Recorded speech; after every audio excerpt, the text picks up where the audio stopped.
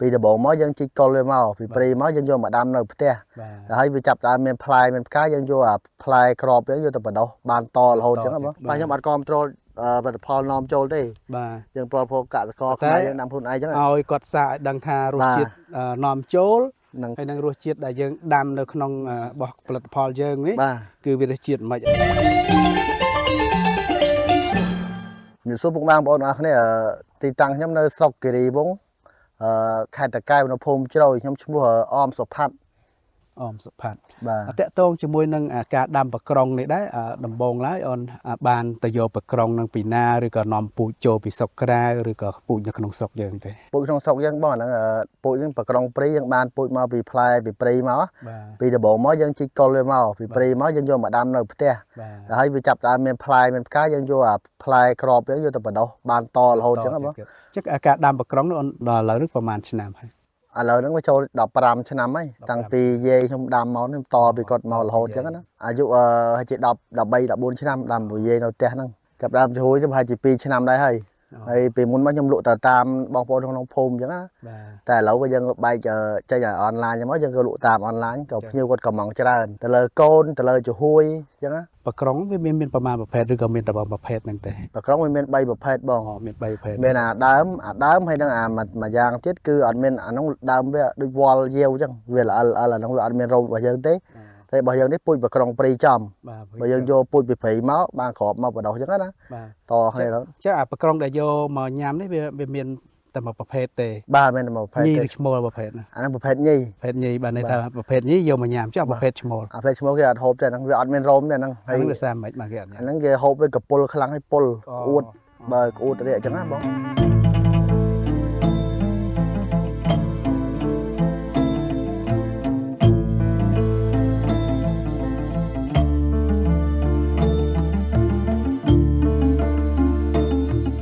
ចាប់ពី3ខែទៅវាពោវាកម្ៅធំជាងធម្មតានេះមិនបាទអានេះក្រាស់ជាងទៀតអានេះ3ខែដូចគ្នាប៉ុន្តែវាអត់ទាន់បេះបានទេបាទអត់ទាន់បេះបានតែវានៅស្ទើរជល់ស្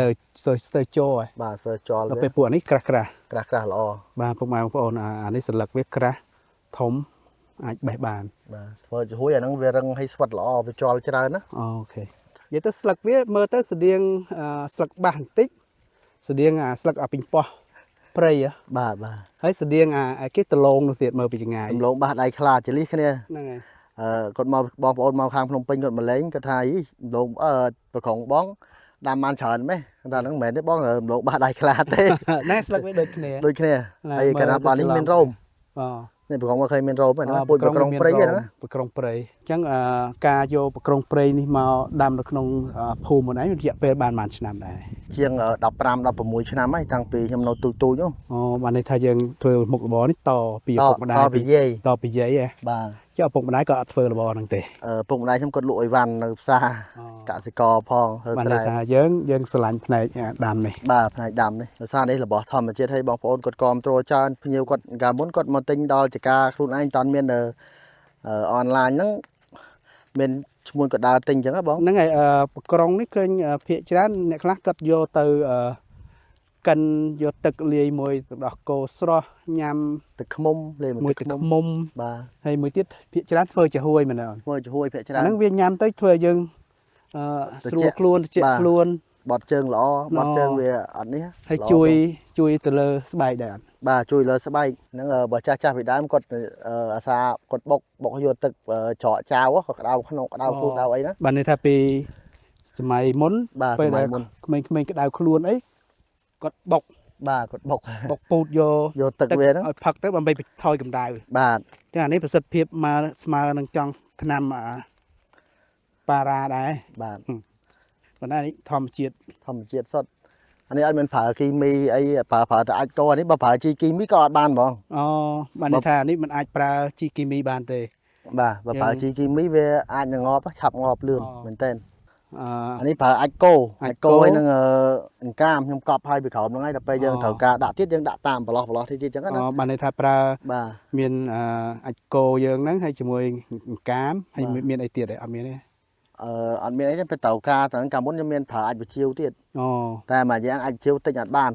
វាថ្លៃដែរបាទវាថ្លៃដែរអាចគោអញ្ចឹងស្រួលរកអាចគោស្រួលពេលដែលយើងបេះអញ្ចឹងហើយយើងត្រូវការធ្វើមិនទៀតដើម្បីយើងយកទៅកិនហើយដើម្បីចេញជាហួយបានយើងយកទៅលាងទឹកវាយើងឥឡូវយើងហាលសិនអាហ្នឹងហាលរយៈពេលហាលវាឲ្យវាចពបស្លឹកតិចអាហ្នឹងយើងអាចធ្វើទៅវាអត់សូវពពុះរយៈពេលប្រហែលជា20នាទីអីអញ្ចឹងបានន័យថាយើងបេះចេះហើយយើងលាងវាឲ្យស្អាតយើងដាក់ហាលវា20នាទីយើងលាងហាលឲ្យចាំយកទៅលាងបានន័យថាហាល20នាទីហើយបានយកទៅលាងហើយបានយើងយកកិនធ្វើជាហួយធ្វើឲ្យឆ្ងាញ់យើងធ្វើត្រឹម1គីឡូអាចទាំងស្លឹកពីទឹកពី10លីត្រ10លីត្រយើងអាចដាក់ស្លឹក1គីឡូអញ្ចឹងទៅឆ្ងាញ់ហើយរសជាតិស្វិតរឹងល្អហ្នឹងខុសពីផ្សារលក់បើផ្សារគេត្រូវការទឹកច្រើនអញ្ចឹងចាអានោះពេលដែលយើងកិនហើយអីហើយយើងដាក់កម្ដៅមិនខ្លះដើម្បីឲ្យវាកកទៅជាដុំទេបងហ្នឹងយើងធ្វើឲ្យយើងទុកច្រោះវាឲ្យយើងទុកវារយៈពេលហើយជា3ម៉ោងទៅវារឹងហើយអញ្ចឹងយើងអត់មានដាក់សារធាតុបរឹងអីទេគឺធម្មជាតិហ្មងគឺវាធម្មជាតិវាគឺយើងកិនហើយអីហានទុកទៅគឺវាឡើងអាហ្នឹងក៏យើងដាក់នេះដែរដាក់អំបិលបន្តិចដើម្បីឲ្យវាស្វិតដែរបងគ្រូយើងវារឹងតាមធម្មជាតិវាហ្មងបាទវារឹងតាមធម្មជាតិវាហ្មង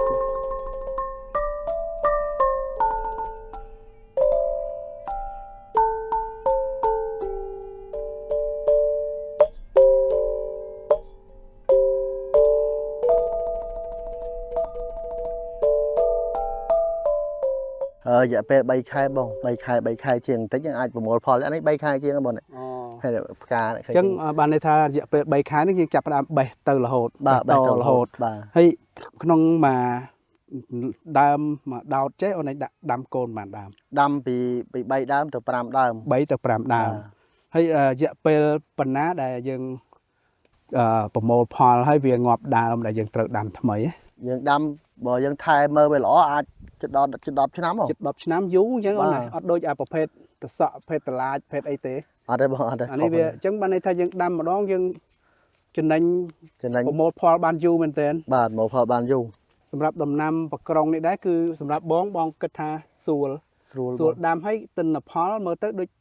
បេះបានរយៈពេលយូរបាទហើយការថែទាំដូចជាអត់សូវពិបាកហ្មងទេសូវពិបាកហ្មងយើងប្រើច្បាំងអញ្ចឹងអត់សូវពិបាកទេយើងបើកឆ្មៅបន្តិចហ្នឹងអាហ្នឹងយើងស្រោចរាល់ថ្ងៃចាប់ពីដាំមកដល់ប្រហែលជាមួយសប្តាហ៍ទេអញ្ចឹងបានន័យថាយើងចាប់ដើមដាក់ដាំហ្នឹងយើងស្រោចរាល់ថ្ងៃមួយថ្ងៃមួយដងមួយថ្ងៃ2ដងរហូតដល់មួយសប្តាហ៍បាទចឹងផុតពីមួយសប្តាហ៍ទៅយើងបន្ថយមួយអាទិត្យទៅជា3ដង2ដងបន្ថយតាមនឹងដោយសារពួកនេះវាអត់ត្រូវការទឹកច្រើនទេបាទត្រូវការទឹកច្រើនទេហើយបើដាំដីជាប់ទឹកក៏អត់ប្រកែដែរបាទវាឆាប់ងាប់នេះផ្លែបងឃើញផ្លែនេះផ្លែវាណាអញ្ចឹងពេលវាមានផ្លែនេះនេះវាបកអានេះយើងយកពូជទៅដាំបានបាទបដោះដាំបានប្រហែលខែដែលវាផ្លែ3ខែជាងបងហើយបើគិតជាកូនរបស់ខ្ញុំដាំវិញកូនខ្ញុំគ្រាវវារយៈពេល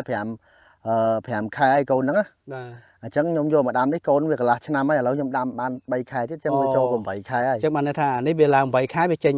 ញផ្លែមកហើយផ្លែវាដល់រយៈពេលប៉ុណ្ណាដែលយើងយកវាទៅបដោះជាកូនដល់វាឡើងទុំសរយៈពេលយូរដែរហើយជា2ខែហ្នឹងបានទុំឡើងសអញ្ចឹងបានន័យថាផ្លែវាពីឥឡូវទៅនេះរយៈពេល2ខែទៀតបាទ2ខែទៀតបានទុំសរយើងយកមកទៅបដោះដើម្បីយកកូនដាក់ពូជបន្តបាទបងហើយផ្កាវាមិនមែនថាប្រកាសថាមានផ្លែទាំងអស់ទេគេផ្កានេះអត់មានផ្លែទេហ្នឹងអញ្ចឹងបានន័យថាទោះបីវាផ្កាប៉ុន្តែបើវាអត់ផ្លែក៏យើងអត់អាចយកបដោះជាកូនបានដែរបាទអានេះវាផ្កាដែរវាផ្កាចោលអត់ផ្លែទេមើលស្លឹកធំចាប់ដើមស្លឹកធំអានេះស្លឹកចង់ប៉ិនមលូដែរណាបាទបើយូរទឹកបើបានមួយឆ្នាំទៀតដល់ធំយ៉ាងហ្នឹងទៀតស្លឹកហ្នឹងធំយ៉ាងទៀតអញ្ចឹងចាប់ពីមួយឆ្នាំឡើងទៅគឺស្លឹកវាកាន់តែធំបាទកាន់តែធំចាស់ល្អណាស់ពោអាហ្នឹងពេលយើងធ្វើចំហួយទៅពោវាស្អាតណាបាទចុះបច្ចុប្បន្នជាទូទៅឥឡូវហ្នឹងឃើញមានការទិញពីអូនច្រើនមែនទេអូនបាទបងបាទតាក់ទងពីទិញហ្នឹងគេទិញច្រើនទៅលើអីខ្លះទៅលើកូនគេទៅលើកូនឲ្យចំហួយកូនខ្ញុំលក់រងថ្ងៃខ្ញុំលក់មួយដើមមុនខ្ញុំលក់12000តែឥឡូវខ្ញុំមានប្រូម៉ូសិនលក់ជូនមួយដើម10000យក10ដើមខ្ញុំព្រីសេវាជូនណាបើយកចាប់ពី50ដើមទៅតម្លៃផ្សេងទៀតតម្លៃចុះជាងនឹងទៀតអញ្ចឹងដាក់តែផើងដាក់តែធោអីក៏បានដែរហ្នឹងអត់បាក់អត់ដាំអត់រើសដីទៀតបើភាគច្រើនស្រីគាត់កំងកូនយកដាំដើម្បីធ្វើចំហួយប្រកេនចង្ហាន់លោកពេលល្ងាចជំនួសទឹកណាគាត់ថាហូបល្អដូចស្លឹកពោតិចដូចស្លឹកមលូតិច อันนั้นบ่ไม่สับ กลมได้คลาโดยได้คลาจานจังเก บาดโดยใดคลาโดยมอกากระจบอังสับกา บ้องช่วยใบบ้อง แวะมาคายยังไงไปมาดองมาคายตัวมาคายกันละ อ๋อบานในทาจังยังใบมาซาเจ๊ลงดอนมาคายครับมันใบเตียน บ้านใบเทียน จังบานในทามาคายใบมาดอมคายใบมาดอมกระปีใบคายให้มันเลย บ้า จังยังใบโหดดอกจุดดอกน้ำมันยังจับดำดอกเจ๊งดำทำไม บ้า มา แต่ถ้าบองสะเมื่อสังของเวียดนามมันวิ่งอาจจะพิ้วกดติ้งสักไปยำเต้าอ่ะจังยำก่อโยสะมาสะเมื่อ เอากดดังรูจีด เอากดดังทาประกองเวียดนามกดเฟอร์เต้าอาจลุบานอดอะไรจังไปยำอัดกอมโตรบัดพอลนอมโจลได้ มา ยังพอพบกะคอใครยังนำพูนไอจัง เอากดสะดังทารูจีดนอมโจล นัง ให้นังรูจีดได้ยังดำในขนมบอกผลิตพอลยังนี้ บ้า คือวิธีจีดมาจากกดดังทาวันนั้นเบอร์สลับบองปอนมาจำนวนได้ก็อัดเซอร์บานย้ำก็ดังทารูจีดน้าประกรองมาปีคางเวียดนามรูจีดน้าประกรองในเยิงเตะดอลแต่เนี่ยสลับย้ำบ่เยิงให้แต่ย้ำบ่เวียดนามมันดังทาคนเพียบเรียกเขาเนี่ยไหมในนี้ก็ให้เปรียกกรองจังมองไงไหน บาทนี่เขาประกอง เปรียกกรองดมบอลเซ็งลือแต่ให้แต่ประกรอง บ้าประกอง ได้ให้เปรียกกรอง xây xây pro krong บ้าเนี่ยละใส่ปลอกกรองนั่นไงตามให้เนี่ยละให้ประกรองพอได้เบอร์สกบองนี่คือ เขาประ เปรียกกรอง pro về nè về mở tới về điện sạc po á บ้าสลักโปจังบันในท่าสลักนี่คือเจียสลักเปรียกกรองสำหรับบองตัวคือบานในท่าได้สักเกี่ยวกับเปรียกกรองในท่าสลักได้เปรียกสลักโป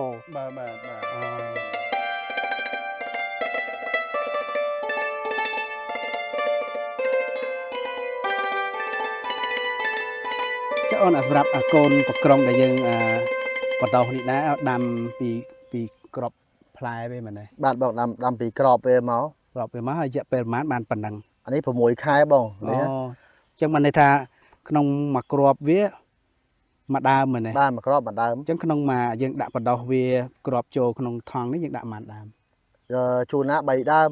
แผมดามจัง อ๋อยังดับแต่เวียรัวบานปันนัง ดอกบานมันยังโยปันนังจั จัง ง ปีดับมาดอลเล้ามานนี่ ปีดามาดอเรานี่ผมมวยคายอันนี้ อ๋อบานในท่าโกนนี่จังบานในท่าปัจจุบันแต่อ่อนโลโกนนี่คือบานในท่าโกนนี่ผมมวยคายกอดโยตะดับดำอย่าเป็นแต่ใบคายเตี้ย บ้านผมมวยพอ ใบ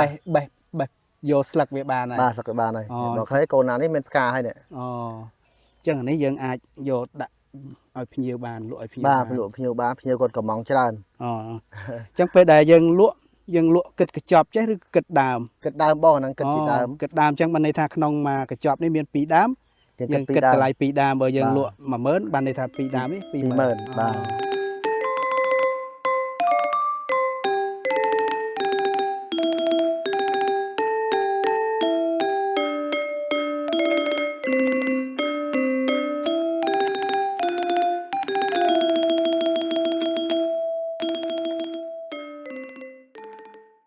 bà bọc mai bằng phone bờ sân chia dương chừng nô riêng phải ám những đạn thực score cho nên năng tích tới phần đây nhóm cho chật mà làm mồm cho nhóm đạn ra bay lập pre score thế một cái tỷ đồn đấy chọn đằng thà rồi triệt mấy mà cha co hộp đá bờ tới tình nô bông bờ thay mấy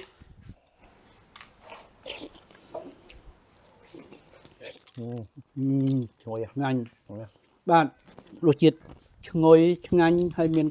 thùng khăn và còng vòng bà đã có chạy ở ngay bọn bạn giật có chẳng chân đầu chật bà chọn bàn để chết thành bị cọ mất ngành là nhóm ọt chọn bàn chết chẳng đã phân định mồm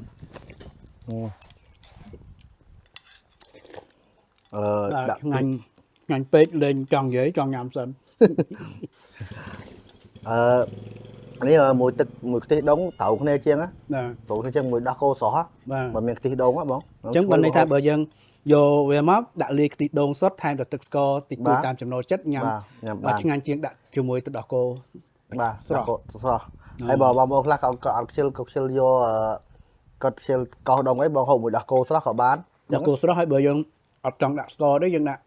đa cô khắp đã được múng bà thực mông của bán đa cô khắp bà